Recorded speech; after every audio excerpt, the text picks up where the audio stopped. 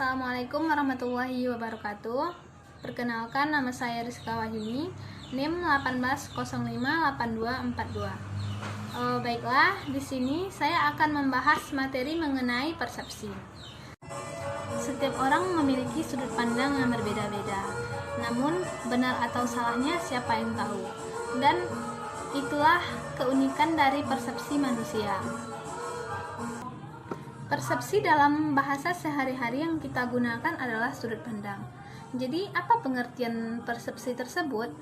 Persepsi adalah suatu proses interpretasi terhadap suatu stimulus yang ditangkap melalui panca indera. Jadi, prosesnya itu adalah adanya objek yang ditangkap melalui panca indera, baik itu pendengaran, penglihatan, pengecapan, ataupun peraba, lalu diteruskan menuju otak kita.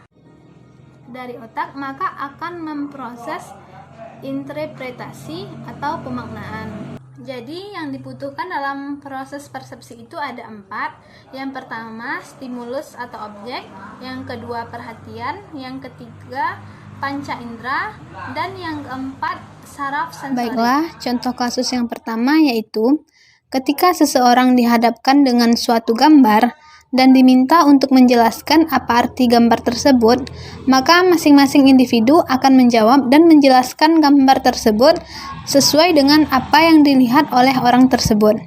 Dan masing-masing orang akan menjawab dengan interpretasi yang berbeda, meskipun maksudnya adalah sama. Tetapi, itulah yang dikatakan dengan persepsi. Baiklah, contoh yang kedua yaitu ketika ada 10 orang mendengar suatu suara dan diminta untuk mengulang kembali suara tersebut, maka indera yang bekerja adalah indera pendengaran yang dilanjutkan ke otak. Maka, otak akan menyaring informasi apa yang ditangkap oleh indera pendengaran. Kemudian setelah stimulus tersebut diterima, maka informasi tersebut dapat diucapkan oleh masing-masing individu dan hasilnya pun dapat berbeda-beda sesuai dengan persepsi mereka.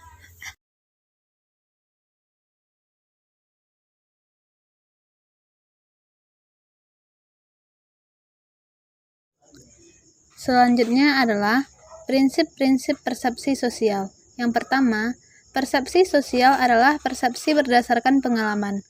Persepsi manusia terhadap seseorang, objek, atau kejadian dan reaksi mereka terhadap hal-hal tersebut adalah berdasarkan pengalaman dan pembelajaran masa lalu yang berkaitan dengan orang, objek, atau kejadian serupa. Yang kedua, persepsi bersifat selektif. Manusia diberi beragam rangsangan indrawi dan kita harus menafsirkan setiap rangsangan tersebut.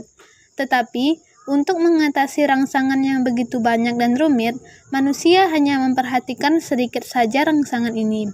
Atensi pada suatu rangsangan merupakan faktor utama yang menentukan selektivitas kita atas rangsangan tersebut. Yang ketiga, persepsi bersifat dugaan.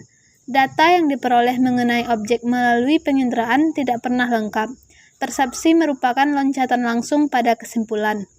Proses persepsi yang bersifat dugaan memungkinkan individu menafsirkan suatu objek dengan makna yang lebih lengkap dari suatu sudut pandang manapun.